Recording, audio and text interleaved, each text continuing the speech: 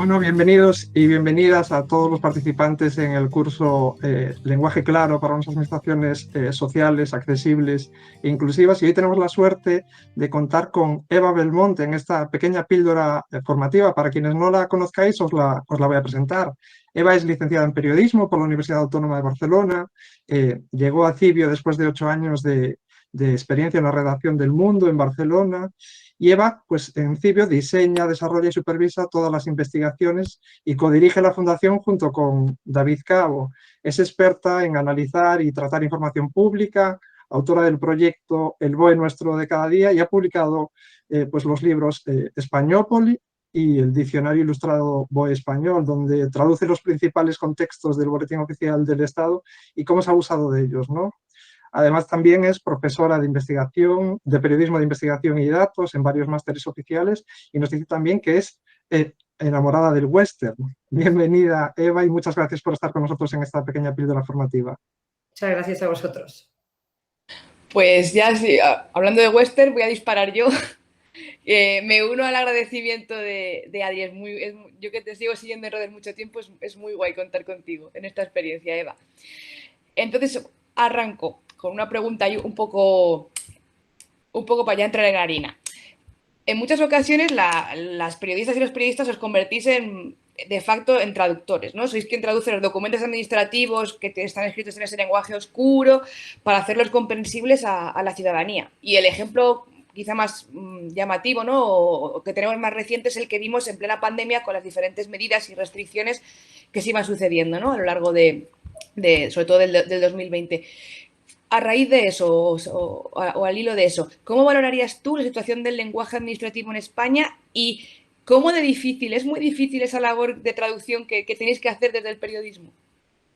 Pues para valorarlo, o sea, por ser lo más optimista posible, diría que hay mucho margen de mejora.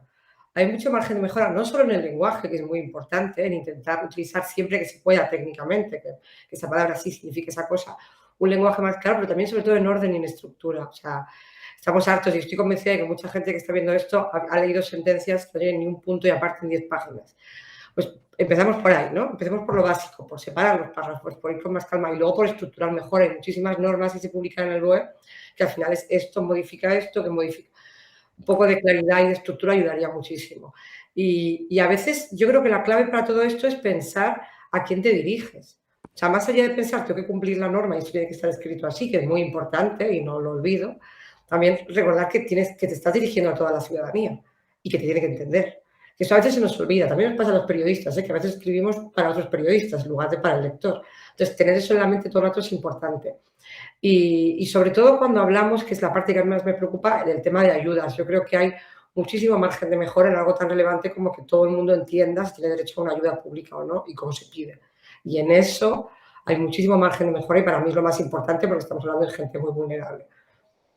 Difícil es, yo cuando empecé a leer el BOE hace 10 años, tardaba horas en entender cada cosa, no tanto por entender el lenguaje, sino por entender hasta qué punto algo era normal, no era normal, en qué contexto, si eso siempre se había hecho así, cómo funcionaba cada norma. Al final tuve que estudiarme muchísimas leyes para entender cómo funcionaba todo. Y es evidente que incluso para los periodistas es difícil porque cada 2 por 3 estamos leyendo noticias que no son verdad y muchas veces no es por maldad ni por que alguien quiera publicar algo que es mentira, sino es porque no lo han entendido bien. Pasa con muchos contratos públicos que no se entiende muy bien qué pasa con un montón de normas. Durante la pandemia tú comentabas, o sea, había un montón de periódicos publicando que podíamos hacer cosas que en realidad no, porque no habían entendido la estructura de esa orden ministerial, ¿no? Entonces, sí es difícil, creo que es una labor del periodismo explicar cosas complejas de forma sencilla, pero hay muchísimo margen de mejora. Pues siguiendo con el tema del periodismo, que además es muy interesante tener periodistas aquí porque esa relación compleja, histórica entre periodismo y administraciones son muchas veces los medios los que ponen sobre la mesa los problemas, eso que en la facultad nos enseñaban que era la agenda setting. Y al final también pues los medios y los periodistas tenéis ese papel, ¿no? También de seleccionar qué se pone en el debate, en el foco público. ¿Qué papel crees o qué responsabilidad crees que tienen los medios de comunicación en ese sentido? Creo que tienen muchísima y creo que el periodismo político demasiadas veces se centra más en lo que se dice, en si Pepito le ha dicho a Juanito que no sé qué, la tribuna del Congreso o en una rueda de prensa, que en lo que se hace. Creo que el periodismo político está muchas veces dejando de lado explicar eso, explicar qué normas se aprueban, pero de verdad, o sea, leérsela, explicarlo, explicar qué ha pasado, más allá de que se ha dicho, y que muchas veces, por falta de recursos, por falta de tiempo o por falta de conocimientos, se quedan en la rueda de prensa del Consejo de Ministros, de cualquier administración, y no van luego a ver qué ha pasado ahí. Entonces, yo creo que eso es un problema importante, porque no estamos centrando la agenda en qué es lo que está aprobado y cómo le afecta a la gente, sino en qué ha dicho Pepito, que hoy ha gritado más fuerte o ha insultado más. Entonces, al final, esa labor del periodismo que es tan importante, que es decidir qué va a aportar, de qué se va a hablar hoy, la estamos un poco dejando a los más chillones. Y a mí esto me parece un problema muy importante. Pues sí, eso es otro temazo. Y entrando en lo que comentas de que no se está comunicando lo que viene siendo el contenido de ese lenguaje administrativo y esa labor de traducción que tenéis, ¿dónde crees que estaría la línea, la frontera entre el lenguaje claro y el lenguaje riguroso? O sea, ¿hasta qué punto podemos relajar el lenguaje administrativo sin que deje de ser técnicamente correcto? ¿Es tan importante esa tecnocracia en el uso de ese lenguaje? Claro, es que sí es importante. Yo muchas veces tengo discusiones amables, pero discusiones con funcionarios que me dicen, pero es que yo tengo que escribirlo así, así, así, tiene que ser muy preciso, porque si no me lo puede tomar un juez, porque si no, no cumple las normas que tengo que seguir. Y tienen razón. O sea, al final la cuestión es encontrar un equilibrio, porque, por ejemplo, si tú en un texto usas la palabra honorabilidad, no significa lo mismo que en el lenguaje normal. Significa una cosa concreta, que bueno, no ha sido condenado o ha pasado no sé qué, dependiendo de cada norma. Entonces, tú no puedes utilizar las palabras que quieras. Por eso tiene esa parte de encorsetado el lenguaje administrativo. Hay muchas palabras que es que tienes que usar esa y no puedes usar otra. Pero sí puedes, es lo que hablaba al principio un poco de la estructura, del orden, de intentar aligerar, incluso siendo preciso, encontrar ese punto de equilibrio, que yo sé que no es fácil, pero creo que es importantísimo, que pues párrafos más cortos, hablar de forma más directa, pensando siempre que no estás escribiendo para otro técnico, sino que estás escribiendo para que un ciudadano te entienda, hacerlo de forma muy, muy estructurada, se aprueba esto y entonces pasa esto y esto se queda así. O sea, hay una cosa muy, muy absurda que pasa en muy pocas normas, que es cuando algo se cambia, en lugar de decir, este artículo queda así, decir, estaba así, queda así y hemos cambiado esto. No hace falta que yo tenga que hacer el puzzle, vamos a hacerlo de forma más clara, ¿no?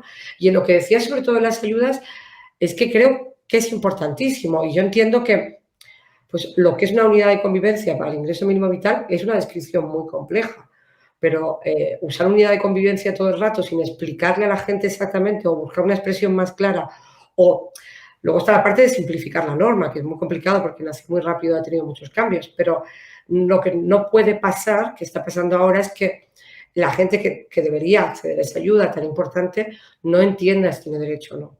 Esto pasa con muchísimas ayudas, porque por mucho que a veces, y esta es la parte positiva, que a veces sí se hacen guías explicando las cosas y así, al final, si a ti te dicen que no tienes derecho, por ejemplo, y tú crees que sí, el texto legal es el que tú puedes argumentar, no una guía que movió el gabinete de comunicación, ¿no?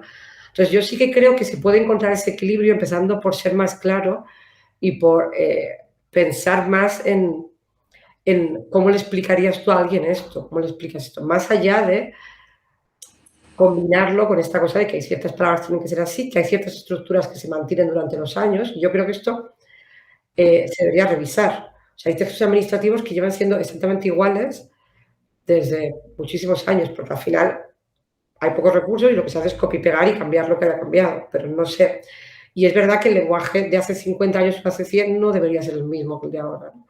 Entonces, sí que creo que habría que revisar un poquito esos textos que estamos como heredando año tras año, intentar encontrar una forma más clara sin dejar de ser rigurosos y sin dejar de usar la palabra exacta y precisa en cada norma. Pues hablando de ese equilibrio, tú que trabajas con un montón de documentación administrativa de diferentes autorías, de diferentes administraciones, te vamos a pedir que nos pongas algún buen ejemplo de lenguaje claro de alguna administración que te haya sorprendido gratamente, que hayas dicho, oye, qué bien, y otro de lo contrario, de lenguaje oscuro que te hayas parecido especialmente llamativo de decir, puf, esto sí que no hay quien lo entienda. Bueno, esto es muy complicado porque al final no es una administración que lo hace bien y una que lo hace mal. O sea, dentro de las administraciones hay buenos ejemplos y malos ejemplos. Entonces, no acaba de... A mí hay esto, fíjate, es una chorrada, pero me parece como un símbolo de que a veces enrevesamos demasiado las cosas cuando son mucho más sencillas. Yo me acuerdo, por ejemplo, cuando durante la pandemia, en una de las fases, no se permitía bailar en las discotecas. En lugar de decir no se puede bailar en las discotecas, se decía el espacio reservado habitualmente para el baile se ocupará de sillas y no se permitirá para el uso habitual de este espacio. No hace falta, no se puede bailar. Entonces hay muchos ejemplos. Y es verdad que en pandemia, y se puede justificar porque íbamos como locos, se aprobaban normas cada media hora, pero incluso cuando ya llevábamos un tiempo seguía siendo así. O sea, cada orden ministerial de paso de una fase a la otra era complicadísima. Y además se llamaba, esto me parece una tontería, si una cosa se llama de una forma que solo hable de eso. O sea, no mezclar, no hacer pupurris, es muy importante para que sea clave. Hubo muchos malentendidos porque era la orden ministerial que cambiaba la fase 2, pero tenía una disposición adicional que cambiaba la 1. Entonces, la gente se liaba y pensaba que era, bueno, y se montó. Entonces, es uno de los peores ejemplos. En esa época también es verdad que está mucho más justificado porque íbamos corriendo. Yo creo que hay un esfuerzo en muchas administraciones por hacer guías, esquemas más prácticos, desde los ambientes de comunicación sobre todo, pero incluso en esas buenas prácticas, que yo creo que están muy bien porque se muestra que hay un interés en que se entiendan las cosas, yo creo que hace falta más comunicación o más perfiles mixtos entre gente de comunicación y gente técnica. Porque muchas veces, por ejemplo, yo veo fichas informativas o guías con dibujitos y monísimas y muy simples y con 3 frases que explican una norma muy compleja y no la explican bien, porque quien lo está haciendo no ha acabado de entenderlo. Entonces, yo echo de menos más comunicación entre esa parte más técnica y la parte más de gabinetes de comunicación para que de verdad, o incluso que les enseñen cómo funcionan determinadas normas. O sea, yo echo falta una formación más técnica entre los periodistas que trabajan en las administraciones públicas. Y a veces es falta de recursos, falta de tiempo, pero creo que es importante. Y creo que para mí el peor ejemplo de todos, más allá de que pandemia íbamos todos corriendo y se puede justificar casi todo, es lo que pasa con las ayudas. A mí el lenguaje de la seguridad social me parece muy complejo. No hace cosas bien, hace guías que son muy útiles, ha hecho muchos asistentes y cosas para ayudar, pero el lenguaje general es bastante complejo de entender para una persona normal. Y esto es muy difícil de verlo si tú todo el día trabajas ahí, porque para ti es normal y tú lo tienes como un lenguaje como sencillo. Pero es eso, y en buenas prácticas todos esos esfuerzos de aunar la comunicación con la parte técnica y hacer guías prácticas, hacer guías explicativas, yo creo que es muy importante. Y sobre todo, y esto seguramente esté en contra de todo lo que se está promoviendo, de lo que se habla, yo creo que una de las claves para el lenguaje claro es que haya una persona delante tuyo que te responda si no lo entiendes. Y con este problema de mandarlo todo online significa que muchas personas no entienden si pueden pedir una ayuda o no, y es que tampoco pueden hablar con nadie para que se lo explique. Entonces, a veces lo más fácil es que tú puedas traducir en persona eso a quien lo necesite, sobre todo en los casos más duros. Con esto que nos estás comentando ya tenemos para dar en el foro, y en la clase, pero mucho material para dar una pensada. Pero por último, una última pregunta, es un poco al hilo de tu proyecto, del BOE Nuestro de cada día, que es por el que, bueno, te hemos conocido y te seguimos. ¿Cómo surge el BOE Nuestro de cada día? ¿Cómo lo gestasteis y en qué situación está ahora? Pues básicamente yo trabajaba en el mundo, como habéis contado al principio, a mí me echaron en un ERE de estos que echaron un montón de gente y yo necesitaba seguir trabajando. Yo había leído muchas veces el Diario Oficial de la Generalitat de Cataluña, porque estaba en Barcelona, y siempre que lo miraba para algo siempre encontraba historias. Entonces tenía la sensación de que había un montón de artículos periodísticos que nadie estaba escribiendo y que estaban ahí porque estábamos pensando en otras cosas. Entonces creé el BOE Nuestro de cada día yo sola mientras estaba en paro, mientras buscaba trabajo, que era muy feo al principio además, porque yo no tengo ningún estilo. Y luego con el tiempo ya me acogieron en Cibio, que es donde ahora está. Entonces lo que yo quería era, mientras se debatía sobre una norma, sobre una ley o sobre una reforma, en lugar de contar qué había dicho este y el otro y el de más allá, que es lo que yo venía haciendo hasta entonces como periodista político y no me gustaba nada, quería ir al fondo y entender bien las historias, entender bien qué se había probado y contarlo. O sea, mi objetivo era hablar de las cosas que de verdad nos afectan, porque al final nos afectan a todos, de una forma muy sencilla desde el periodismo y olvidarme un poco de los dimes y diretes que le tenía ya después de 8 años en el mundo, le tenía bastante manía esta cosa de ir persiguiendo políticos para ver si estaban enfadados.